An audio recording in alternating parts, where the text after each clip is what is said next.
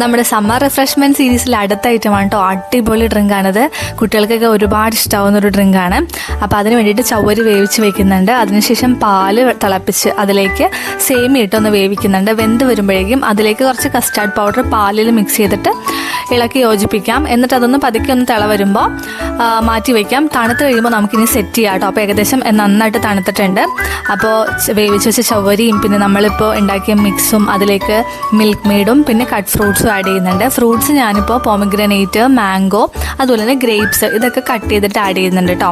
ഇത്രയേ ഉള്ളൂ. ഇനി ഇതിലേക്ക് നമുക്ക് കുറച്ച് ഐസ് ക്യൂബ്സും കൂടെ ആഡ് ചെയ്തിട്ട് നന്നായിട്ട് മിക്സ് ചെയ്തെടുക്കാം. അടിപൊളി ടേസ്റ്റാണ്. കുട്ടികളൊക്കെ നന്നായിട്ട് വീണ്ടും വീണ്ടും വേണം എന്ന് പറഞ്ഞാൽ കഴിക്കും. അപ്പോൾ ഈ വെക്കേഷൻ ടൈമിൽ, ഈ സമ്മർ ടൈമിൽ നന്നായിട്ട് റിഫ്രഷിങ് ആവുന്ന ഒരു ഡ്രിങ്ക് അല്ല, ഒരു എന്താ പറയുക, പുഡിംഗ് എന്ന് തന്നെ പറയാൻ വേണമെങ്കിൽ.